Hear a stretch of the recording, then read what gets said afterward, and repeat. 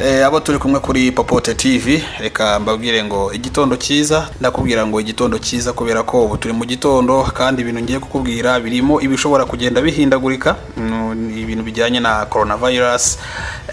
Urazi ko buri munota, buri saha, buri munsi tuba dufite imibare mishya, ariko ndagira ngo mbanze nkubwire ko ikigega mpuzamahanga cy'imari International Monetary Fund cyangwa se Fonds Monetaire International mu gifaransa cyahaye u Rwanda inguzanyo ya miliyoni 109.4 z'amadolari, ayarakabakaba miliyari 100 uyavunje mu manyarwanda. Impamvu yo nguzanyo ikabiye ni ugufasha u Rwanda guhangana n'icyorezo cya coronavirus gikomeje kujegeza isi. Iyi nguzanyo yemejwe n'ubuyobozi nshingwabikorwa bw'uyu muryango mpuzamahanga ufite icyicaro i Washington DC muri Leta Zunze Ubumwe za Amerika. Ni umuryango ubumbatiye ibihugu 189 byishyize hamwe mu rwego rwo gufashanya mu bijyanye n'imari, koroshya ubucuruzi mpuzamahanga, guteza imbere gahunda zo kurwanya ubushomeri no kuzamura ubukungu, tutibagiwe kugabanya ubukene. Uyu muryango rero ufite uburyo butandukanye usohora amafaranga agenerwa ibihugu, harimo n'icyitwa Rapid Credit Facility, ari nacyo ayagenewe u Rwanda yacishijwemo.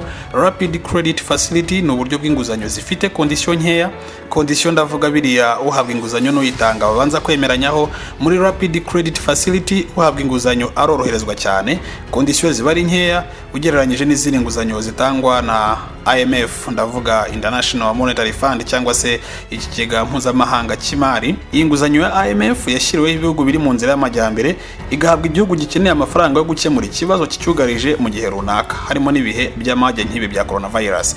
Ikindi twavuga kuri Rapid Credit Facility nuko bene izi nguzanyo ziba zifite inyungu ntoya ugereranyije n'izindi nguzanyo z'ubucuruzi. Ubuyobozi bw'ikigega mpuzamahanga cy'imari IMF, International Monetary Fund, bukaba bwemeje ko iyo nguzanyo ya miliyoni 109.4 igomba guhabwa u Rwanda kugira ngo ifashe u Rwanda muri ibi bihe by'icyorezo cya coronavirus bitarworoheye. Imwe mu ngingo zisobanura mpamvu y'inguzanyo ikaba ari ugushyigikira ingengo y'imari y'u Rwanda hagamijwe ko haboneka ubufasha bwisumbuyeho bwafasha guhangana na coronavirus no kugabanya uburemere bw'ingaruka iki cyorezo gikomeje kugira ku bukungu bw'u Rwanda. IMF ivuga ko ikomeje gukurikirana ibibera mu Rwanda mu buryo bwa hafi, kandi ngo yiteguye gutanga inama z'inyigo n'ubundi bufasha u Rwanda rwakenera.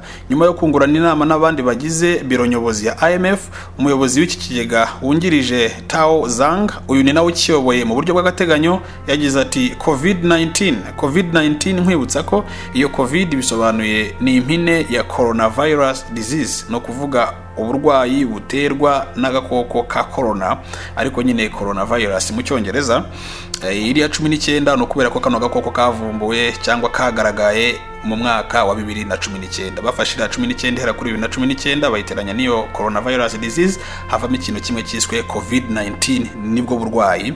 Hanyuma rero uyu muyobozi wa IMF wungirije Tao Zhang, ari nawe uyoboye IMF mu buryo bw'agateganyo, akaba yagize ati COVID-19 yahagaritse ubukungu bw'u Rwanda. Mu guhagarika no kugabanya ikwirakwira ry'iki cyorezo, leta yihutiye gushyira mu bikorwa ingamba zagize ingaruka ku nzego zose z'ubukungu bw'igihugu. Ubukungu bw'igihugu bushobora kuzahara kurushaho kuko igihe iki cyorezo kizamara n'ikwirakwira ryacyo bidasobanutse. Ubufasha bw'igitaraganya bwa IMF binyuze muri Rapid Credit Facility buzafasha kugabanya ingaruka COVID-19 ifite ku bukungu, ubukerarugendo, kandi ifashe mu bikorwa by'ubuvuzi n'iterambere ry'ingo ndetse n'ibigo byazahajwe n'iki kiza. Mwibutse ko ikigega mpuzamahanga cy'imari ku itariki 26 z'ukwezi gushize kwa gatatu muri uyu mwaka 2020 cyemeje ubufasha bwa miliyoni 120.9 z'amadolari kuri Repubulika ya Kyrgyzstan. Iki ni igihugu kiri muri Aziya yo hagati, mu rwego rwo gufasha iki gihugu guhangana n'ingaruka za coronavirus imaze kugera mu mibiri y'abantu basaga miliyoni ku isi. Imibare igezweho kuri ubu irerekana ko kuva iyi coronavirus igaragaye bwa mbere mu Bushinwa mu mpera z'Ukuboza mu mwaka 2019, abamaze kuyandura ni 1,016,438. Abimaze guhitana ni 53,238. Abavuye bagakira ni 213,134, mu gihe abakirwaye ari 750,036. Mu masaha make ashize uyu munsi utangiye, iki cyorezo kimaze guhitana abantu 25 muri Amerika, 4 mu Bushinwa, 5 muri Korea y'Amajyepfo, 3 muri Brazil, 3 muri Australia, 13 muri Mexico, 4 muri Thailand, batanu muri Hongiriya. Imibare yose iteranyije uyu munsi yamaze gupfa abantu 71 bishwe na COVID-19 mu gihe abagaragayeho ubwandu bw'iki cyorezo mu munsi umwe hirya no hino bamaze kuba 1343. Umuryango wa Afurika y'Iburasirazuba, Kenya yamaze guca ku Rwanda mu kugira ubwandu bwinshi, aho imaze kurwaza abantu 103. Muri aba harimo 4 bavuye barakira, 3 byanze barapfa, mu gihe u Rwanda rufite abarwayi 84, nta urapfa nta nurakira. Uganda ifite abarwayi 45, nayo nta urapfa nta nurakira. Tanzania imaze kugira abarwayi 20, barimo 2 bavuye barakira, n'umwe byanze arapfa. Bivuze ko kuri ubu bifite abarwayi 17. Abashinga ntaye ndavuga Abarundi bafite abarwayi 3, nta urapfa nta urakira.